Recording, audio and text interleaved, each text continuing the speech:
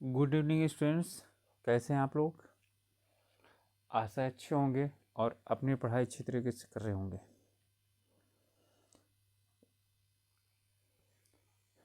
आप सब लोगों का आपके अपने ऑनलाइन प्लेटफॉर्म प्रयाग एकेडमी में एक बार फिर स्वागत करते हैं। हम आज भारतीय राज्य व्यवस्था के अंतर्गत निर्वाचन आयोग की बात करेंगे। निर्वाचन आयोग के विषय में पढ़ेंगे। तो निर्वाचन आयोग का वर्णन यानी भारतीय निर्वाचन आयोग, ठीक है, का वर्णन भाग 15 में अनुच्छेद 324 से लेकर के 329 तक है। ठीक है, 324 से लेकर 329 तक है। और इसमें है कि निर्वाचन आयोग की स्थापना सबसे पहले, ये सबसे इम्पोर्टेंट है, 25 जनवरी 1950 को हुई थी। यह एक संवैधानिक निकाय है, संविधान में इसका वर्णन किया गया है। और यही कारण है कि प्रत्येक वर्ष 25 जनवरी को राष्ट्रीय मतदाता दिवस मनाया जाता है।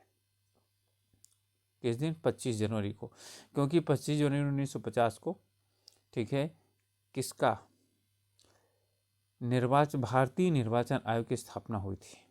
ठीक है, चलिए, भारतीय निर्वाचन आयोग के जो सदस्य होते हैं वो 3 होते हैं। पहले ये 1 सदस्य था, बाद में इसे 3 सदस्य बना दिया गया। ठीक है, और इनकी सभी की नियुक्ति राष्ट्रपति के द्वारा की जाती है।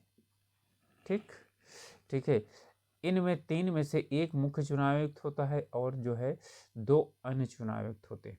इनकी सब की जो शक्तियां होती हैं वो समान होती हैं। ठीक है, इनका जो कार्यकाल है, अब ध्यान दीजिएगा, मुख्य चुनाव आयुक्त का कार्यकाल 6 वर्ष से अथवा 65 वर्ष की आयु तक का होता है। ठीक है, लेकिन जो अन्य चुनाव आयुक्त होते हैं उनका भी कार्यकाल 6 वर्ष ही होता है, लेकिन ये 62 वर्ष तक का होता है। कारण ये है कि 62 वर्ष तक की आयु तक वो तो चुनाव आयुक्त रहेंगे, और जब फिर प्रमोट हो जाएंगे वो, तो इन्हें ये मौका मिला तो मुख्य निर्वाचन आयुक्त भी बन सकते हैं। ठीक है, तो इनमें से दोनों में से जो पहले समाप्त हो जाएगा वही क्या चीज जाएगा, 6 वर्ष पहले समाप्त हो या 65 वर्ष, 6 वर्ष या 62 वर्ष, तो उनको क्या हो जाएगा, अपने पद से त्याग पत्र देना पड़ेगा। ठीक है, अब इसके बाद इनका जो पद है वो त्याग पत्र के द्वारा खाली होता है, अथवा जैसे न्यायाधीशों को, सर्वोच्च न्यायालय के न्यायाधीशों को अपने पद से हटाया जाता है, यानी महाभियोग के द्वारा भी इनको भी क्या किया जाता है, हटाया जा सकता है। ठीक है, अब इसके बाद इनका जो वेतन है वो 2,25,000 रुपये प्रतिमाह अन्य सुविधाएं मिलती हैं। इनका जो निर्णय है वो बहुमत से लिया जाता है। अब निर्णय बहुमत से का मतलब क्या हुआ, 2-1, या तो 3-0 या तो 2-1 से। अब 2 जो कहेगा वही होगा। अब उसमें कोई ज़रूरी नहीं है, यानी मुख्य निर्वाचन आयुक्त, ठीक है, वो उस बात को नहीं बोल रहा है, लेकिन ये दोनों एक मत हैं तो इनकी बात मानी जाएगी। ठीक है, और ये सब कुछ देन किसकी है, TN सेशन की है। ठीक है, TN सेशन भारत के मुख्य निर्वाचन आयुक्त थे, और उनके विषय में कहा जाता था कि वह एक ऐसे अधिकारी हैं जो क्या करते हैं, नाश्ते में नेताओं को खाते हैं। ठीक है, यानी नेताओं का नाश्ता करते हैं। ठीक, तो ये उनके विषय में कहा जाता था। तो उन पर लगाम लगाने के लिए, यानी निर्वाचन आयुक्त, ठीक है, वो बेलगाम न हो जाए, इसलिए उस निर्वाचन आयुक्त आगे चल करके उन्हें उन पे लगाम लगाने के लिए सरकारों ने क्या किया, अक्टूबर 1993 में, ठीक है, आयोग को 3 सदस्य बना दिया। ठीक, समझ में आ गया होगा। चलिए, इसके बाद आता है इनका कार्य, यानी कि किसका, निर्वाचन आयोग का कार्य क्या होता है। निर्वाचन क्षेत्रों का परिसीमन करना, निर्धारण करना कि कहाँ से कितने सीमा तक का कोई, ठीक है, विधानसभा है या लोकसभा है। ठीक है, मतदाता सूची तैयार करना और उसका प्रकाशन करवाना। ठीक है, और क्या, फोटो पहचान, यानी फोटो युक्त पहचान पत्र जारी करना। राजनीतिक दलों को मान्यता देना। राष्ट्रीय राजनीतिक दल या क्षेत्रीय राजनीतिक दल। ठीक है, लोकसभा, विधानसभा, राज्यसभा और विधान परिषदों का चुनाव करवाना। ठीक है, आचार संहिता बनाना। आजकल आचार संहिता लगी हुई है, आप लोग जानते हैं कि आचार संहिता होती क्या है। ठीक है, तो अब इसके बाद राष्ट्रपति और उपराष्ट्रपति का निर्वाचन भी क्या करता है, यही करवाता है। राष्ट्रपति और उपराष्ट्रपति नहीं, राज्यपाल। ठीक है, राष्ट्रपति और राज्यपाल जो सलाह मांगते हैं उन्हें सलाह देता है। ये किसी भी निर्वाचित व्यक्ति के, ठीक है, संबंधित जो सलाह मांगी जाती है उसे ये प्रदान करता है। ठीक है, आप लोग जानते हैं राष्ट्रपति इसकी सलाह को मानने के लिए बाध्य नहीं है। फिर इसके बाद अब देखिए, ये हमारा निर्वाचन आयोग खत्म हो गया। ठीक है, निर्वाचन आयुक्तों की नियुक्ति आर्टिकल 324 के अंतर्गत की जाती है और ये क्वेश्चन पूछा जाता है। निर्वाचन आयुक्त या निर्वाचन आयोग तो 324 अनुच्छेद 10। ठीक है, अब हम इसी से संबंधित कुछ और भी चीज़ें हैं, जानकारियां हैं, उन्हें क्या करेंगे, जानेंगे। पहली बात है कि मतदाता फोटो पहचान पत्र कब जारी किया गया। तो सबसे पहले 1993 के निर्वाचन में, ठीक है, मतदाता फोटो पहचान पत्र जारी किया गया और उनका प्रयोग किया गया। ये TN सेशन की ही देन थी।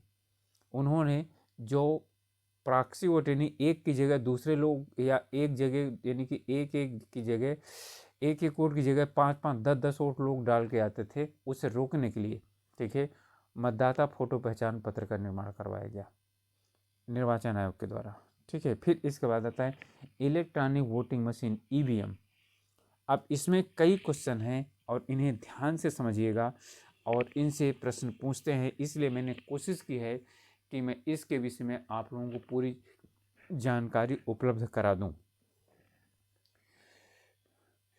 ठीक है, तो इसमें सबसे पहली बात आती है कि जो इलेक्ट्रॉनिक वोटिंग मशीन है, ठीक है, इसका सबसे पहली बार प्रयोग कब हुआ और कहाँ हुआ। तो 1982 में केरल के पारूर विधानसभा चुनाव में 50 पोलिंग बूथों पर इसका प्रयोग किया गया है। तो सबसे पहले कहाँ पर, केरल में 1982 में 50 पोलिंग बूथों पर इसका प्रयोग किया गया। ठीक है, इसके बाद 1998 में पहली बार मध्य प्रदेश के 5 विधानसभा क्षेत्रों में, राजस्थान की 5 विधानसभा में और दिल्ली की 6 विधानसभा सीटों में, ठीक है, पूरी तरह से EVM मशीन के प्रयोग के द्वारा चुनाव करवाया गया।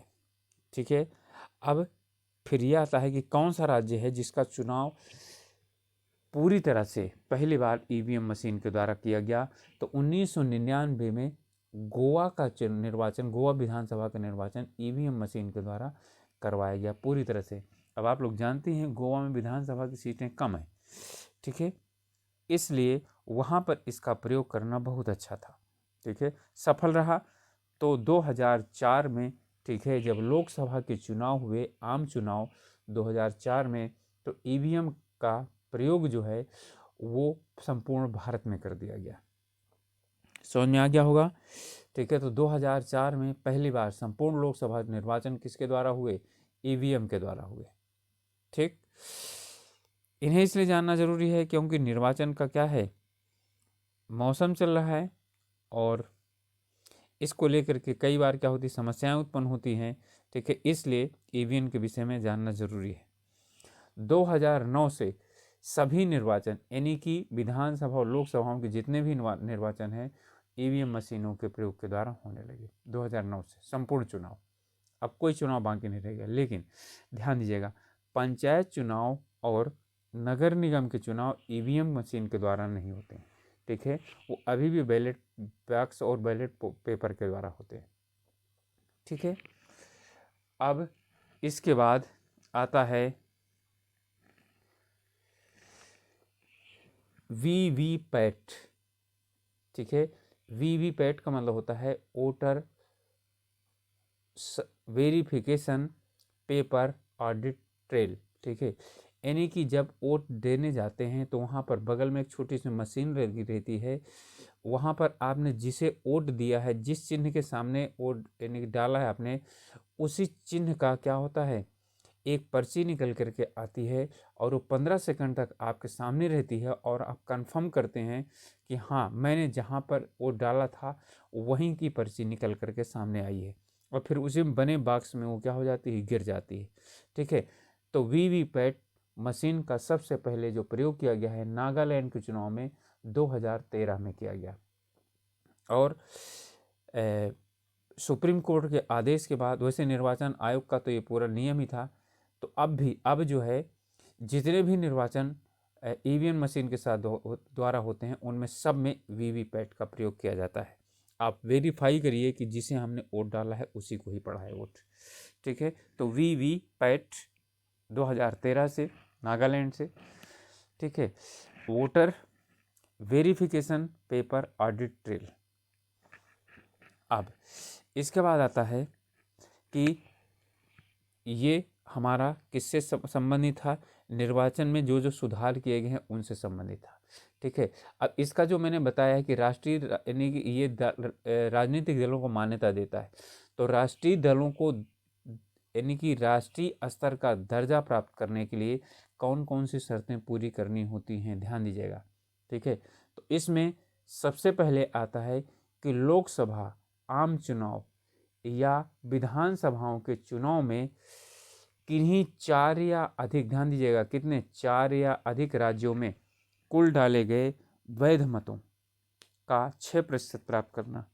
कितना प्राप्त करना, 6% प्राप्त करना। ठीक है, लोकसभा के आम निर्वाचन में या विधानसभा के चुनाव में। ठीक है, उनमें विधानसभा में है तो 4 विधानसभा, 4 राज्यों की विधानसभाओं में, और यदि लोकसभा के निर्वाचन है तो लोकसभा के निर्वाचन में 4 राज्यों की विधानसभाओं में। ठीक है, 4 या अधिक राज्यों की विधानसभाओं में। ठीक है, यानी 4 विधानसभा नहीं, 4 राज्यों की विधानसभा क्षेत्रों में।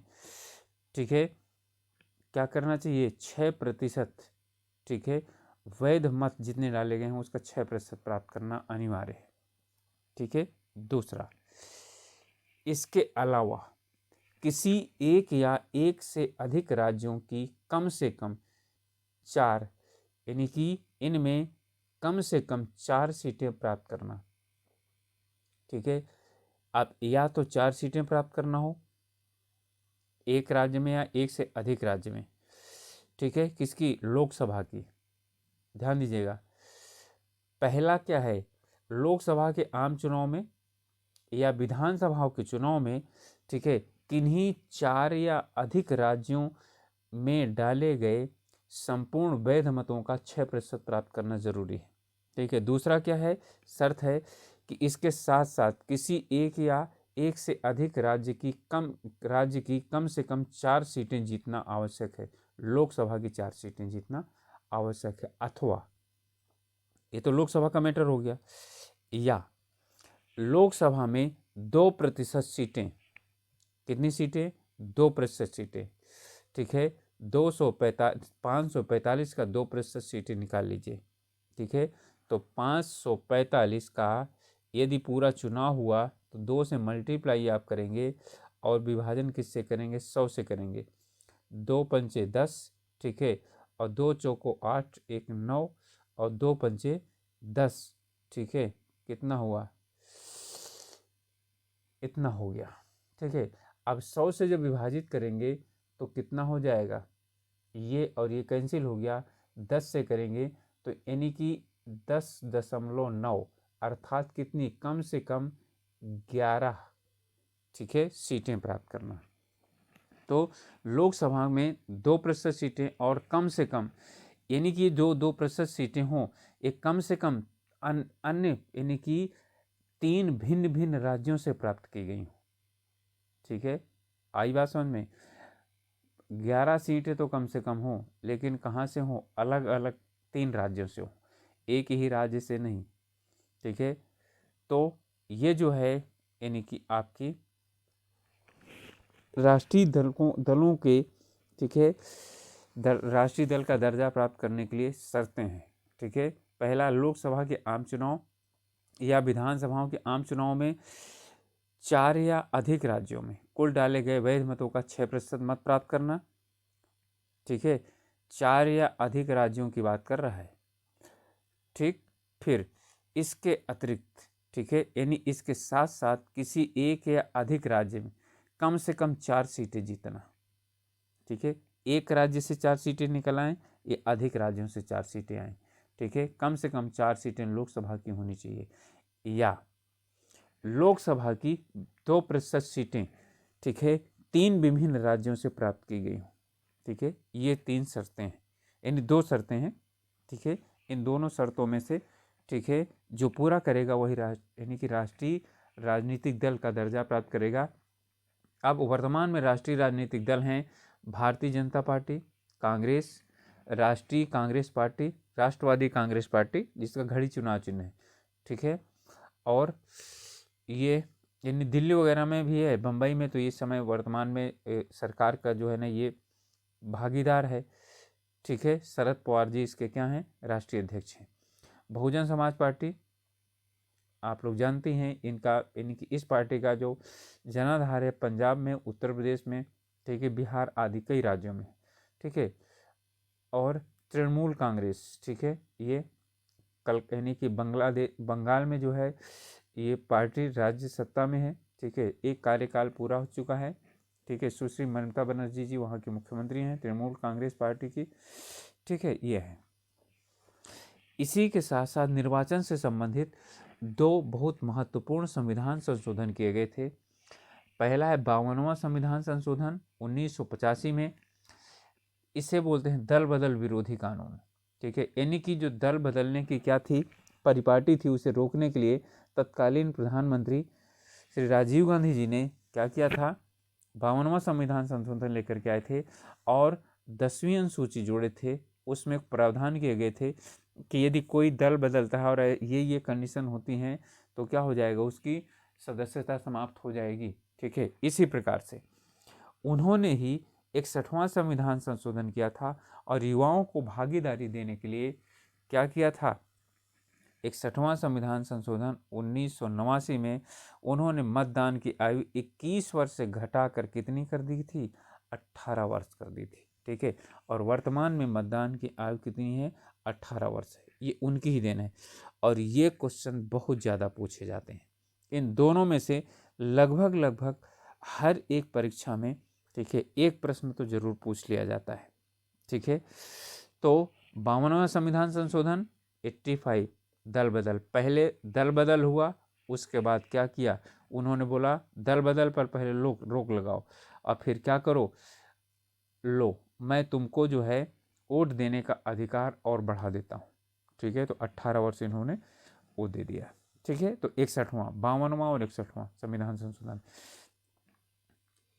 ओके स्टूडेंट्स, आशा है आप लोगों को समझ में आ गया होगा अच्छी तरीके से। आप लोगों से रिक्वेस्ट है, ठीक है, कि जो इसमें कमियां हैं वो बताइए, वीडियो और अच्छी तरीके से कैसे इसे सही किया जाए और यानी कि इफ़ेक्टिव कैसे बनाया जाए, ज़रूर राय दीजिए, और साथ ही साथ लाइक कीजिए, सब्सक्राइब कीजिए। ठीक है, और शेयर कीजिए दूसरे लोगों तक, जिससे कि हमारे साथ मिल करके वो क्या चीज़ कर सकें, तैयारी कर सकें।